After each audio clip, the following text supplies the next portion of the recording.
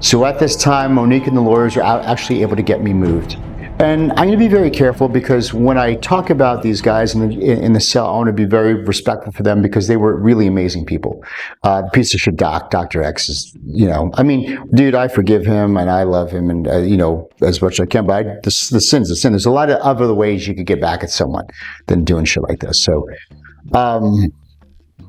we moved to the J cell. All right. So you go in there. So it's an area in the corner. There's 18 guys in one cell. And they were really, really good dudes. And so there's a boss in the cell. And listen, in Mexico, one thing you get away in Mexico, like money talks a little bit over there, right? If you know what I mean. So got in the cell, there's 18 guys, and there's a boss, okay? There's a boss. The boss had his own toilet bowl, and there's a hierarchy. It's a whole different, there's a system, right? And so there's the boss, and boom, you meet him, stuff like that, and you have a bunch of guys in there. You had a couple guys that did the cooking. You did this and stuff. Okay, this is nice. This is nice. There's electricity and stuff like that. And there was ways of communicating. Okay, there was guys in there for drugs. There was guys that had 2 45-year sentences, and there was young kids in there that were in for robbery. They get 3 months, and here I'm getting a year.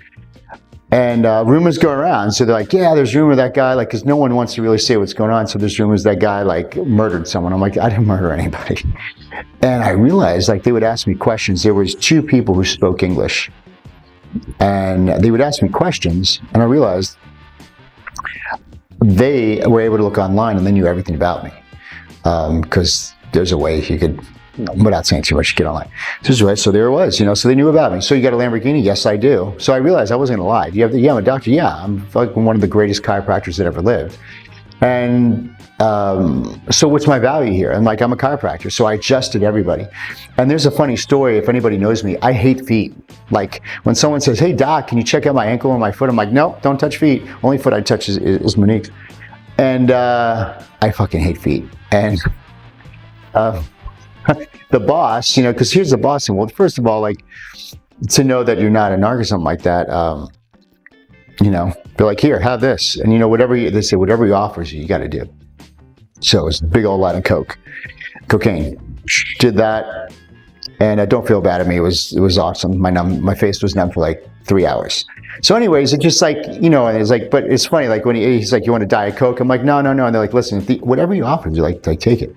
So there was drugs and everything going around, of course, and in and out. So I'm just saying, there's business going on. There's a lot of business. There's a whole economy going on in there. Cell phones, you name it. I said, what's going on? I adjust him, and then he puts up his foot, his big old freaking fucking foot.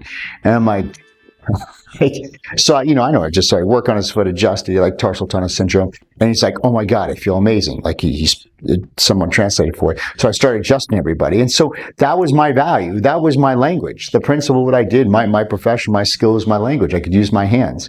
I looked a certain way, right? I could speak truth into guys. So a lot of guys who would talk to me, because I looked a certain way, I was different, right? So would talk to me and realize these are young kids. And I'm going to tell you right now, they all served a very, very angry God. See, religion becomes big when you're in, because you're trying to scrape for purpose. I'm going to tell you one of the most damaging things that I saw in prison. So they serve a very angry God. God is punishing me. I'm like, no, man, I don't think so. I think he loves you. And I think you're a businessman and you took a risk. We took a risk and the risk didn't work out. So you're kind of paying the price, but you took the risk. So you're actually an entrepreneur. You're a businessman. You took the risk and you got caught, right?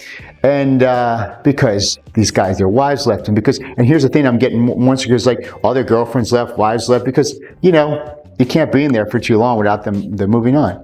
Very angry God. And the biggest thing I noticed, and I had a whole different outlook, and I don't know if there's a way they would ever change the system, but I don't know how long a man or woman needs to be in prison to figure out they fucked up. Okay, and here I'm in prison, I didn't do anything. So I'm having this experience. I'm like, wow, this is crazy. Meaning 3 years, 4 years, 5 years, 45 years, every day you would wake up and you'd move stuff from this side of the room to that side of the room and clean it, move this side of the room, and then you would wash clothes every day and hang them every day and rinse and repeat, rinse and repeat. That was it. It was a life of no purpose. No purpose. Everybody smoked weed and just sat around and no purpose. And I was like, there's no purpose here at all. That's hell, guys. I realized like hell isn't like being in the hell was living a life with zero purpose and thinking about the things you did. Like how long do you have to think about your crime to figure out, yeah, I made a mistake? I just really wish there was another way you could do that. And then when I also say they were great guys, but they were all kind of like Joe Pesci. All right? Come on, don't be like that. What do you mean don't be like that?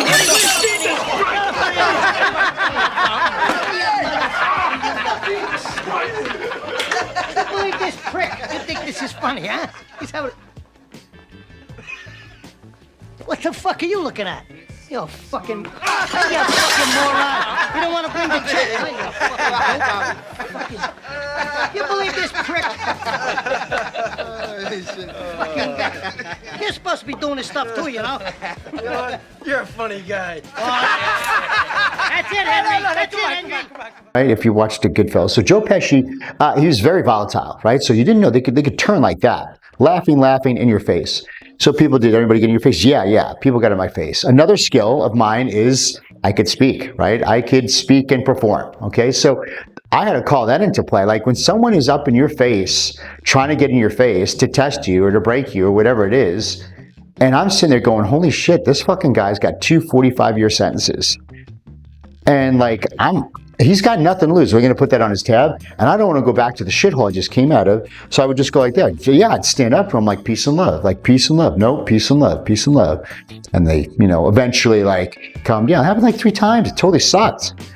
But I said, so what value can I bring here, right? So I was always respectful, always nice, gave value. And then so one day I went out and I worked out. And one guy kind of worked out with me, worked out like push-ups and stuff like that. By the end of the week, 8 to 10 guys were working out, right? So I'm starting to create I'm adjusting everybody because I'm saying like, how am I going to create my life here? How am I going to bring purpose and value here? I'm here for a year.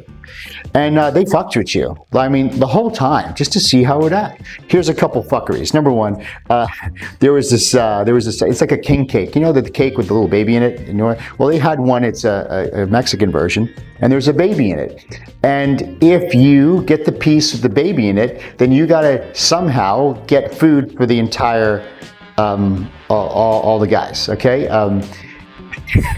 And they would always give me the piece with the baby in it. And you would see the baby handed out, and it was my turn. They're like, no, take this one. And I'm like, I can see the leg. No. So I got like the baby every time. And then they play this kind of board game with stuff. And I played it before. It was like kind of a baccarat type thing. I knew how to play, but I said it didn't. And I'm winning, and then they would cheat. And I was like, fine. So that whole, it was just total fuckery. So one really kind of funny thing was like, because this baby thing, now I had to like feed everybody. So he's like, listen, can we get top sirloin tacos? I'm like, fine. So like, I see Monique and she would come visit me. And this amazing girl. So she would visit Tuesday, Thursday, and Sunday. So she'd come, wait in line for 2 hours, and she'd go to Walmart and bring me food. And like, tuna in a packet was just delightful. She brought me socks. She only had 1 pair of clothes. She brought me a notebook because I could put my thoughts on there. And I'm like, babe, we gotta like bring top sirloin to these guys. Like, because they're either asking for money, because like there's a game, like if we could ask them for money, because then there's protection. They're like, hey, if you just give us this amount of money, you could sleep there. You don't have to do the work. You get all these.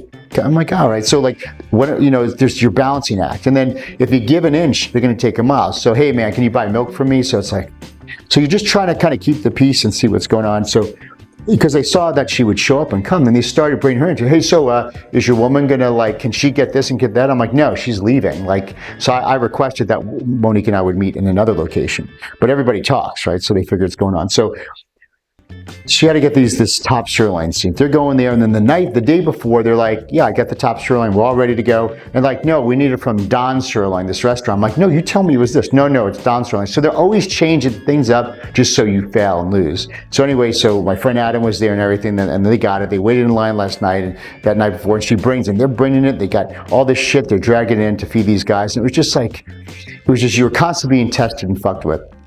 But it was worth it. It was great. There was a scorpion they found. The scorpions are like this big. And I guess the bigger the scorpions, the better. And they had the scorpion. So the scorpion, they're like, okay. And they would do a thing. They put it on your head and sting you. All right. So Gringo, and actually, everybody had nicknames. I'll tell you mine in a second. And so boom, I was sitting there, I got bit by a scorpion and then did it again. So that was it was ridiculous because you just got to do what you got to do. But there was no purpose. It was crazy, and everybody had a nickname. So my nickname was Brutus from Popeye, right? Because at the time, my head was shaved, my beard was on. I look like a terrorist. I'm half Arab, I could say that. And I'm more than half Arab, I found out. And so Brutus was my nickname. But like I said, these guys were great guys. They just served a very angry God, and they felt they were going to be punished, and they were so down on themselves. And that was they would keep on recreating that.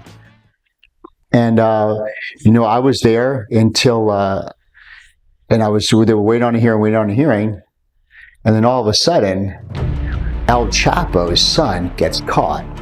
And the entire government of Mexico was on red alert, and we were all locked down because they were afraid there would be a war between the drug cartel and the Mexican government.